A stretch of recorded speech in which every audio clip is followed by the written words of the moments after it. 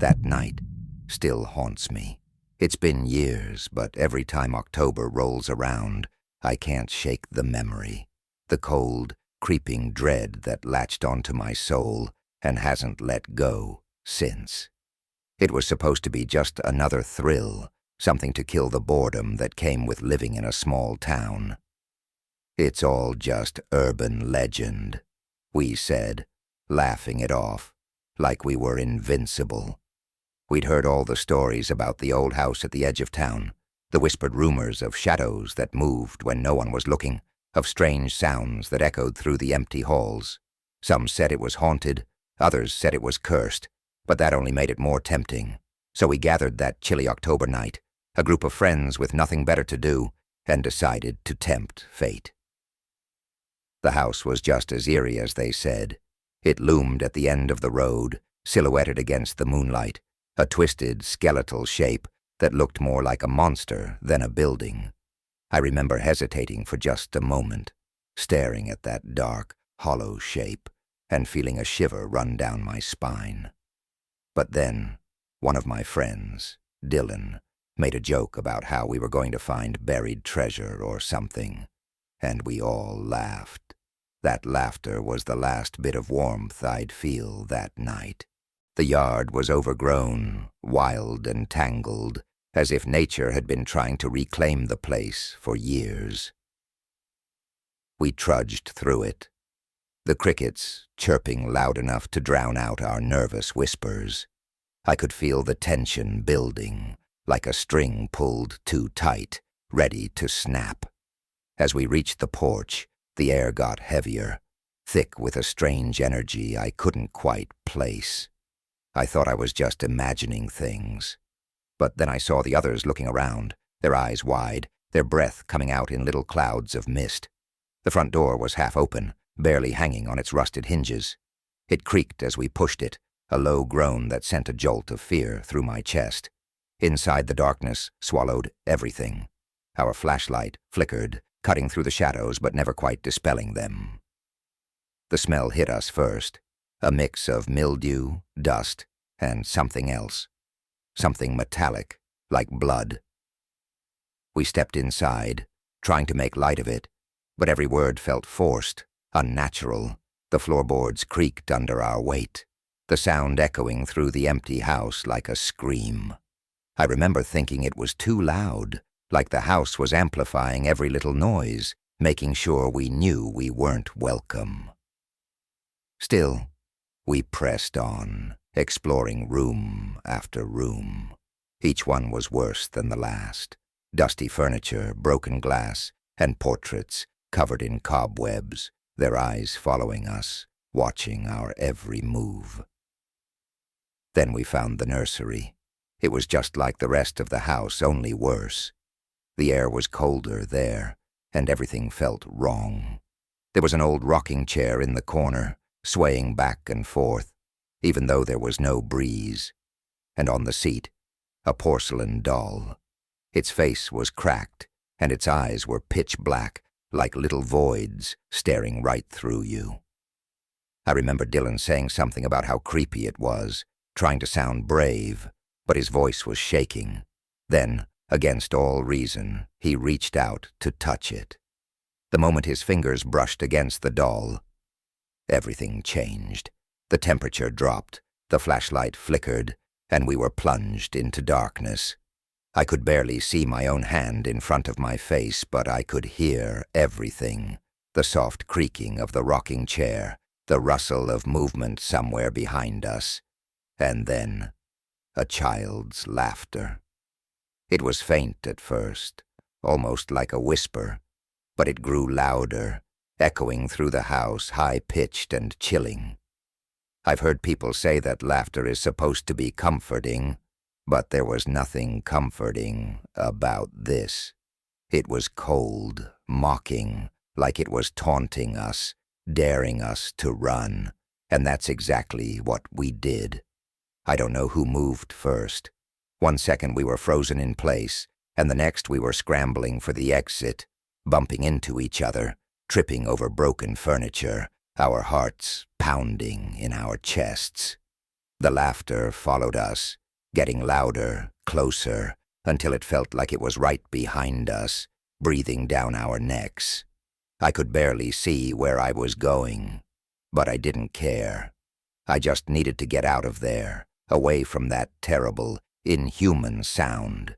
We burst through the front door, stumbling down the steps, gasping for air. My lungs felt like they were on fire, but I didn't stop until I was halfway across the yard. Only then did I turn around, half expecting to see something. But there was nothing there. Just the house, dark and silent, as if it was waiting for us to come back. We stood there for a moment, catching our breath, trying to convince ourselves that it was all in our heads. Maybe the doll was just old and creepy, and the laughter. Maybe it was the wind, or our minds playing tricks on us. But as we started to walk away, I heard it again, faint, but unmistakable. That same child's laughter, echoing out of the house like it was saying goodbye. I don't know how we made it back to town that night. We didn't say a word to each other, not even when we reached our cars and drove off in different directions. I haven't spoken to any of them since, and I haven't been back to that house. But every October I hear it again, even when I'm alone in my room with the windows shut tight. That same laughter, echoing through my mind, reminding me of the darkness that still lingers in that old, abandoned house. I try to tell myself it's just my imagination, that there's nothing there, that I'm safe. But deep down, I know the truth. I can still feel it, like a cold hand on my shoulder, pulling me back, whispering in my ear, promising that one day I'll come back. And when I do, it'll be waiting for me. I was driving home late one night after visiting my parents. It was one of those drives where the road stretches endlessly before you, a dark ribbon through a sea of black. My headlights cut through the night, but they didn't do much to lift the oppressive darkness pressing in around me. The radio was off, and the only sound was the steady hum of the engine, a dull, comforting drone that kept me awake. I'd been on the road for hours, trying to get back to my apartment before midnight. The highway was desolate, not a single car in sight, and every now and then I'd see the reflective eyes of a deer or some other creature watching me from the trees. But for the most part, it was just me, alone in the middle of nowhere, counting down the miles. As I rounded a bend, I saw him, a lone figure standing by the side of the road, illuminated briefly by my headlights. He was tall and thin, wearing a long, dark coat that seemed to melt into the shadows around him. I barely had time to register the details before I sped past, but I could have sworn he was looking straight at me, thumb extended, hitchhiking. I don't usually pick up hitchhikers. It just feels too risky, especially at night. But there was something about the way he stood there, so still and solitary, that gnawed at me. Maybe it was the lateness of the hour, or the fact that the stretch of road was so barren. I couldn't shake the feeling that he'd be standing there all night, and the thought of leaving him there gnawed at my conscience. Against my better judgment, I slowed the car and pulled over. I glanced in the rearview mirror and saw him walking toward me, his stride purposeful yet slow, as if he had all the time in the world. I felt a twinge of unease as he got closer, but I brushed it off. It was late, and I was tired, and my mind was playing tricks on me. When he reached the car, he leaned down to peer through the passenger window. I could barely see his face, just the faint outline of a pale, gaunt visage under the shadow of his hood. But his eyes, they gleamed, reflecting the light from the dashboard like the eyes of a predator catching sight of its prey. He smiled, a slow, almost mocking smile, and asked if I could give him a ride to the next town.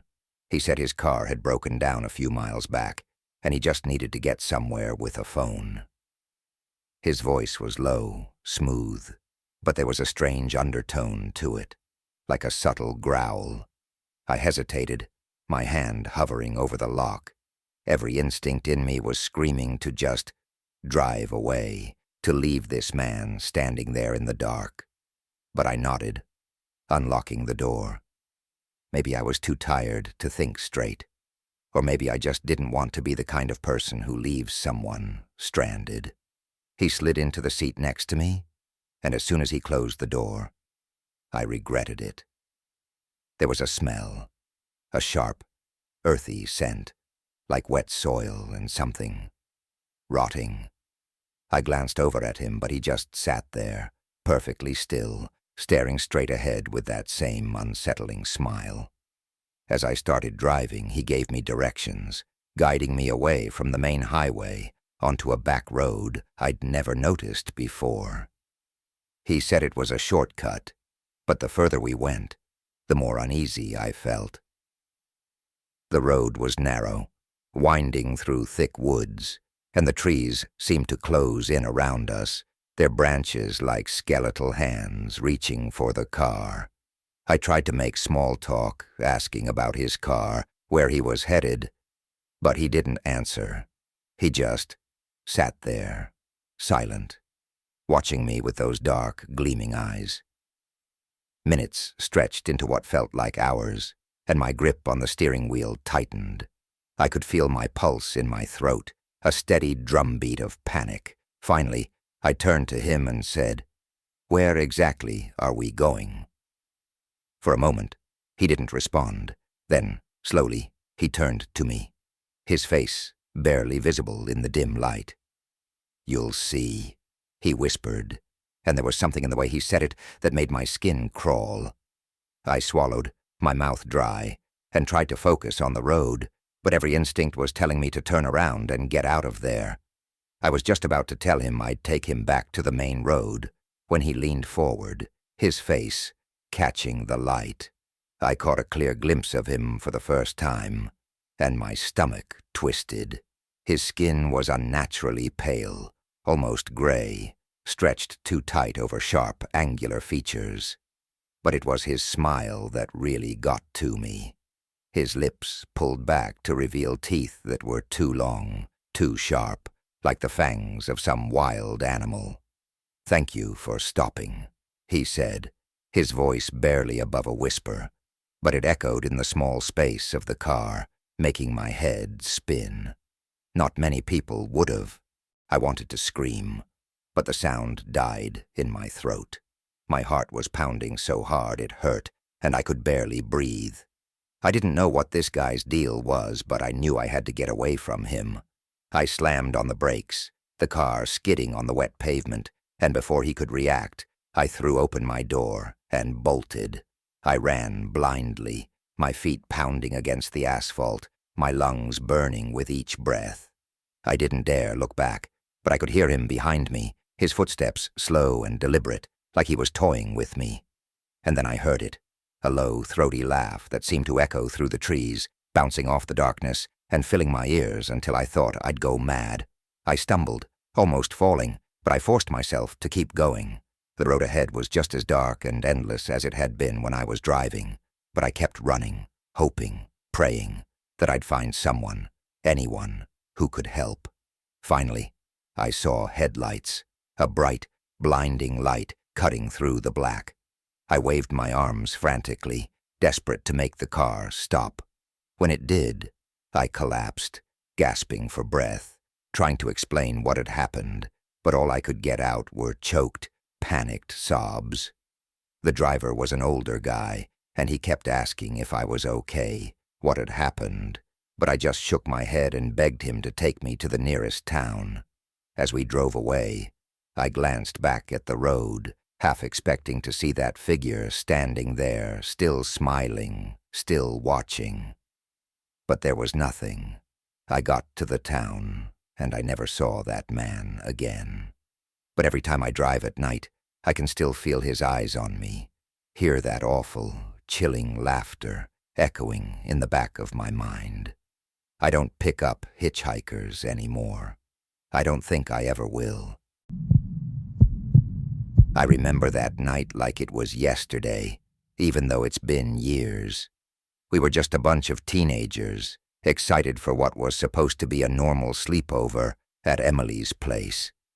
There was nothing unusual about it, at least at first. We had pizza, watched a couple of horror flicks, and joked around until our voices were hoarse. I guess we didn't realize how much those movies would mess with our heads. But even then, I don't think any of us could have been prepared for what happened. Emily's house was the usual spot for these things. Comfortable, familiar, a place where we could let our guard down. We were sprawled out on the living room floor, surrounded by piles of junk food, wrapped in our sleeping bags, and the night felt endless. I remember looking around and seeing everyone, Jessica, Emma, Mia, and Emily, of course, all laughing and acting like idiots. It was just one of those perfect, carefree nights. Until it wasn't. The shift was subtle at first. I don't even know how to describe it.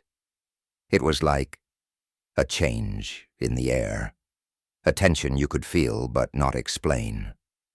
The room, which had been warm and cozy, started to feel cold, like someone had opened a window, except none of us had moved.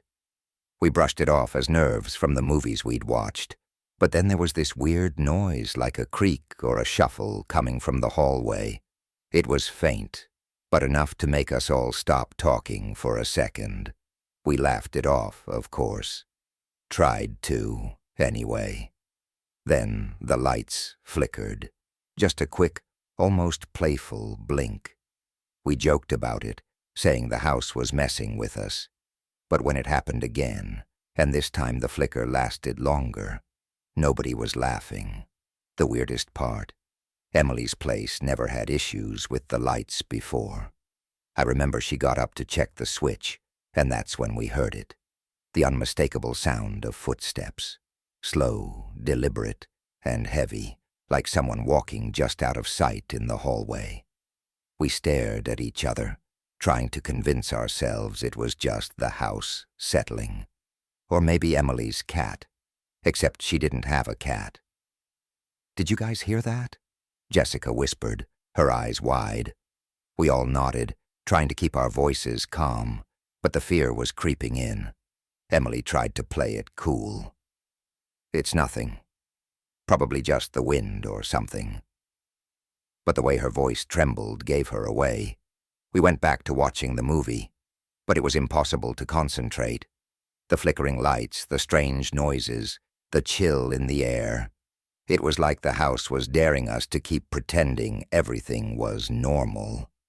I must have dozed off at some point, but I woke up to the feeling of something cold and clammy on my face.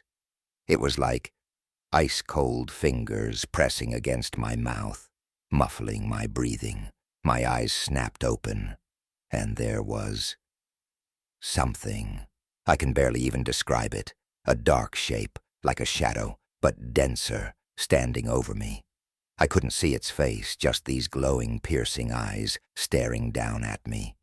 And I swear I could hear it breathing, slow and shallow, inches from my ear. My heart was pounding so hard I thought it would burst out of my chest. I tried to scream, but no sound came out. The thing leaned in, and I could feel its breath, hot and sour, against my skin. It whispered my name, and the sound was like nails scraping against metal, harsh, grating, wrong.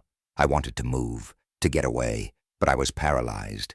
Then, just as quickly as it had appeared, it was gone, like it had been swallowed up by the darkness.